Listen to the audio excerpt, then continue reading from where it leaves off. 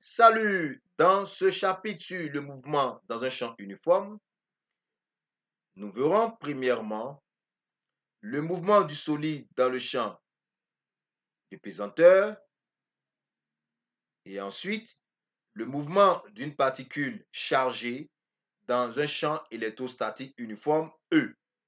Sans plus tarder, allons-y pour le mouvement du solide dans le champ de pesanteur.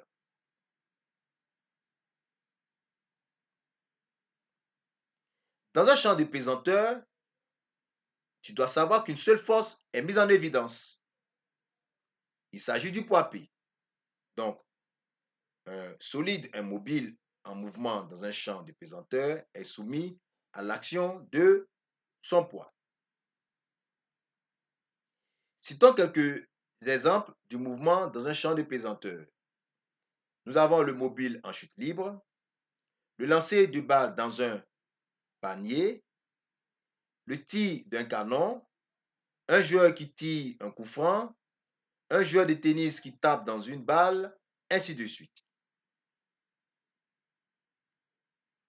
Comment déterminer les équations horaires d'un solide dans le champ de pesanteur?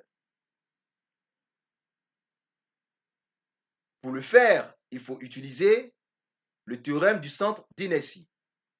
Ce théorème, nous le connaissons, il stipule que la sommation des forces extérieures qui s'appliquent à un solide en mouvement dans un champ de pesanteur est égale au produit de sa masse par son vecteur accélération. Sachant que dans le champ de pesanteur, le poids est la seule force qui s'exerce sur notre solide, cette relation devient P, vecteur P égale à M accélération.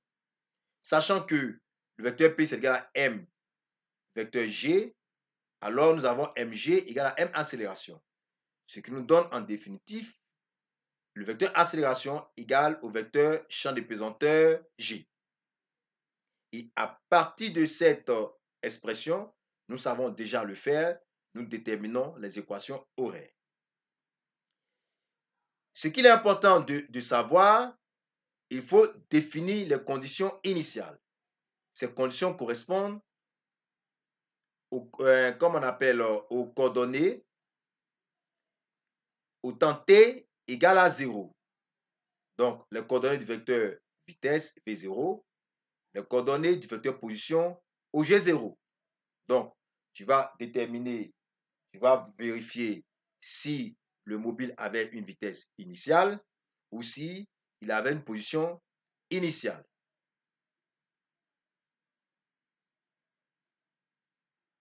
Pour la détermination de l'équation de la trajectoire, qui est encore appelée l'équation cartésienne,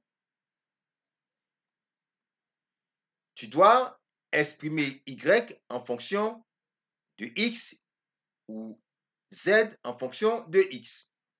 Et cela dépend du type de repère qui t'est soumis. Si le mouvement se passe dans un champ x, y, alors l'équation cartésienne, appelée équation de la trajectoire, ça va être y exprimé en fonction de x. Si le mouvement a lieu dans un plan x, z, alors tu dois exprimer l'équation cartésienne z en fonction de x.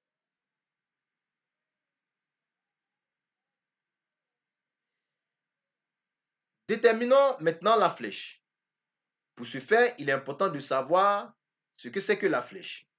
La flèche, c'est la hauteur maximale atteinte par le solide lorsqu'il est projeté. Et cette hauteur maximale est appelée h. Tu dois savoir que à cette hauteur maximale, la vitesse Vy est égale à 0 ou Vz égale à 0. Cela dépend du repère.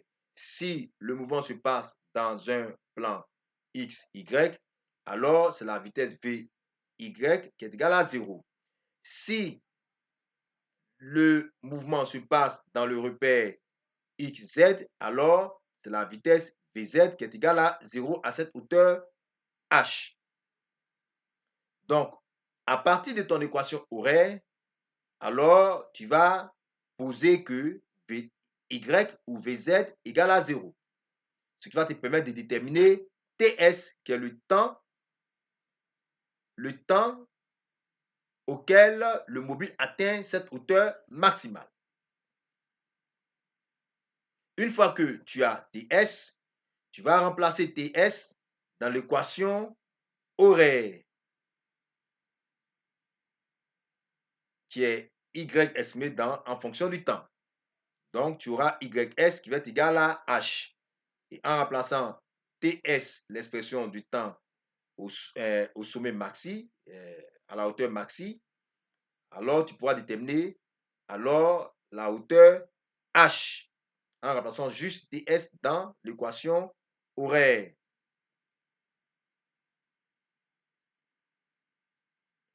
T'inquiète pas, nous aurons un exercice pratique sur ce sujet. Voilà maintenant la portée. C'est quoi la portée?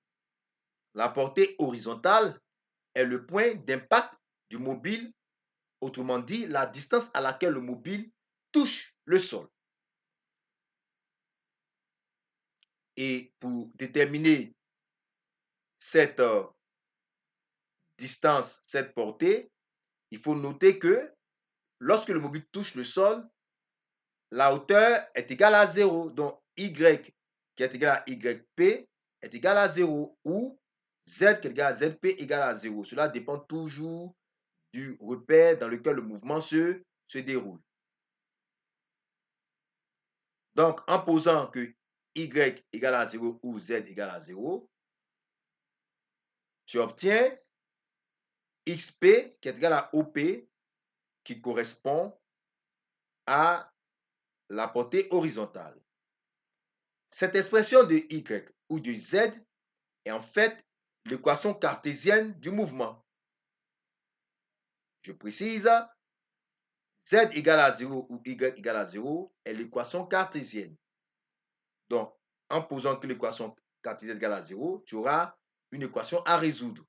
Et en résolvant l'équation, tu vas avoir xp qui est égal à op qui correspond à la portée horizontale. Voilà. Et prochainement, nous allons voir un exercice pratique dans lequel nous allons appliquer toutes ces notions, toutes ces formules, tout ce que nous avons vu tout à l'heure. Donc, à la prochaine.